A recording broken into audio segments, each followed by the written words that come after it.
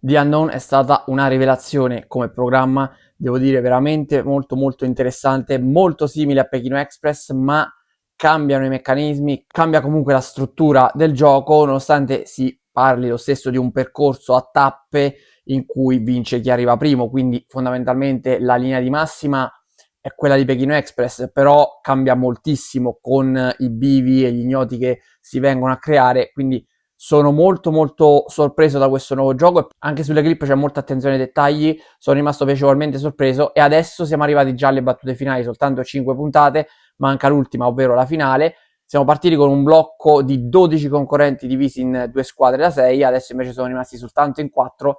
Prima di addentrarmi nel discorso vi ricordo, qualora aveste piacere nel seguire i miei video, di iscrivervi al mio canale YouTube Daniele Forsinetti e magari anche di lasciare un like proprio a questo video.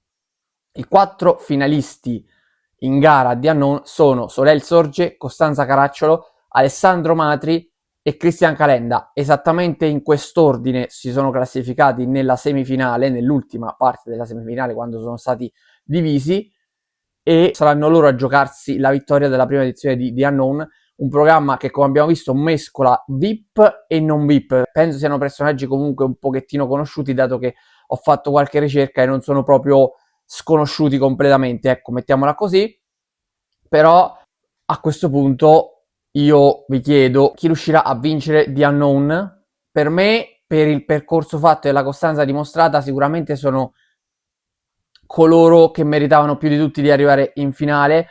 Anche Ivan e Noemi secondo me avrebbero potuto fare qualcosa. Sono rimasto stupito da Pino perché dopo un inizio molto molto insofferente e difficoltoso poi ha ingranato, comunque è riuscito a fare il suo. Bisogna poi sempre mettere la componente dell'età che fa per forza di cose la differenza rispetto agli altri, perché nella corsa tutti gli altri avevano più fiato, lui meno, così come Francesca Manzini, che invece è stata eliminata prima di Pino Strapioli, ma a ragion veduta, perché Francesca nell'ambito delle dinamiche secondo me è stata, come al Grande Fratello, molto molto importante nello scontro con Soleil, ma praticamente nello scontro un po' con tutti, perché per forza di cose in una competizione in cui tu devi essere più veloce degli altri e devi correre, se hai un componente della squadra che non corre, poi quel componente della squadra viene preso un po' di mira. Dipende sempre da chi ti trovi di fronte e di fianco, perché in una squadra Francesca Manzini è stata additata e gli sono andati tutti contro tranne Christian, e questo bisogna sottolinearlo. Dall'altra parte invece sono stati un po' più accomodanti.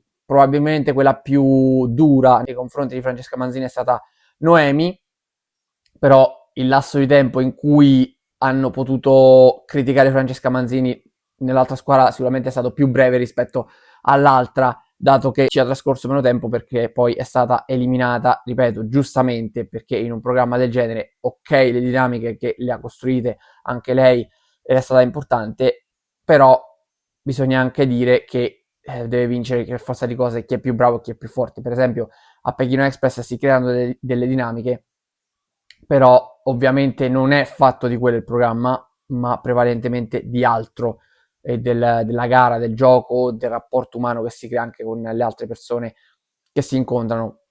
Qui invece non dormono a casa degli altri, non chiedono passaggi, nonostante Pino l'abbia fatto nell'ultimo tratto. Infatti quasi quasi pensavo che fosse riuscito a non arrivare ultimo, però probabilmente è rimasto penalizzato soprattutto dalla parte precedente in cui lui in teoria avrebbe dovuto prendere il tuk tuk per raggiungere la destinazione, invece se l'è fatta tutta a piedi. Tornando sul discorso del vincitore, io vedo molto molto avanti Soleil. Soleil io non mi aspettavo che nella semifinale riuscisse ad arrivare per prima, dato che comunque era una di coloro che andava a piedi. Mi aspettavo che arrivasse prima Costanza per il fatto di aver preso il tuk tuk.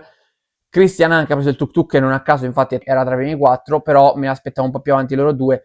Pino aveva la possibilità di prendere il tuk tuk, ma non l'ha preso praticamente, quindi si era messo al pari, anzi probabilmente anche più indietro rispetto agli altri.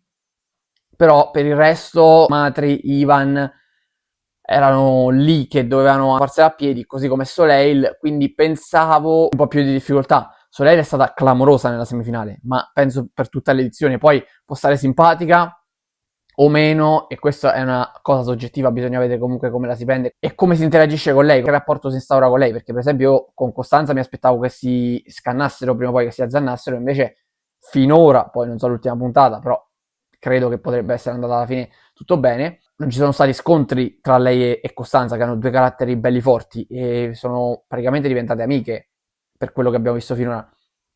Quindi dipende sempre un po' come la prendi e dalla sensibilità dell'altra persona che ha nei confronti di Soleil. Intendo sia come si pone nei confronti di Soleil, ma anche come poi recepisce le risposte di Soleil, perché Soleil comunque è una molto diretta e bisogna capire sempre come riesce a prendere quelle cose che ti dice.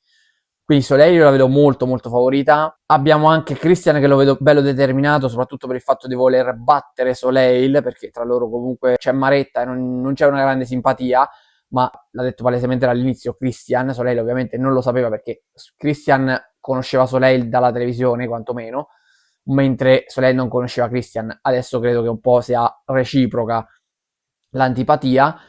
Matri è uno sportivo, è vero, però sicuramente gli altri due hanno più freschezza e c'è Costanza anche che più o meno siamo lì nella linea di età, fondamentalmente come Matri, però Costanza l'ho vista un po' acciaccata, eh. L'ha detto anche lei che aveva problemi alla caviglia, non so i tempi tecnici tra una registrazione e l'altra, ma credo che abbiamo registrato più o meno tutto insieme, quindi se non è riuscita a recuperare da quel problema alla caviglia, non a caso, ripeto, lei aveva il tuk tuk, quindi poteva arrivare prima. Se non è riuscita a recuperare da quel problema alla caviglia, credo che potrebbe penalizzarla e quindi la vedo un po' più indietro.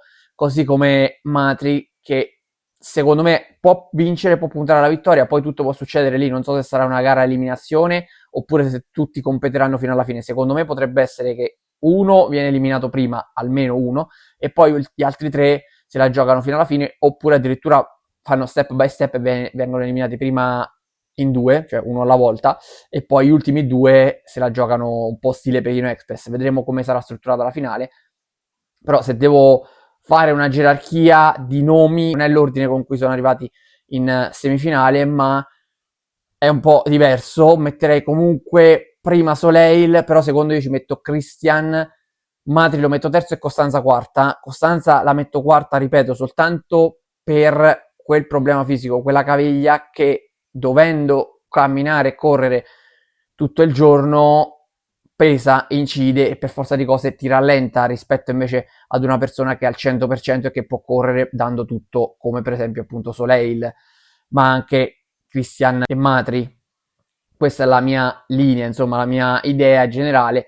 Bisogna sempre considerare poi i bivi, chi è più fortunato, chi fa le scelte giuste, chi fa le scelte sbagliate. Per questo può succedere qualsiasi cosa, però se dovessi fare un nome io direi proprio quello di Soleil, tallonata da Christian, quindi per me potrebbero giocarsela proprio loro due, che sono rivali dichiarati ormai, e magari potrebbero vedersela anche nel duello finale. Vedremo se sarà così oppure se ci sarà qualche ribaltamento di fronte, però voglio concludere dicendo che per me questo programma è ampiamente promosso perché si svolge in Italia a costi di produzione sicuramente molto molto limitati rispetto a Pechino Express dove vai a girare il mondo. Show davvero interessante. Mi auguro che nella prossima edizione, perché sono sicuro che ci sarà una prossima edizione, le puntate siano di più e che sia strutturato diversamente. Con 5 puntate, secondo me, l'hanno anche strutturato bene, però essendo 12 concorrenti lo si può fare meglio, perché hanno fatto molte eliminazioni in blocco, bello e sorprendente per carità,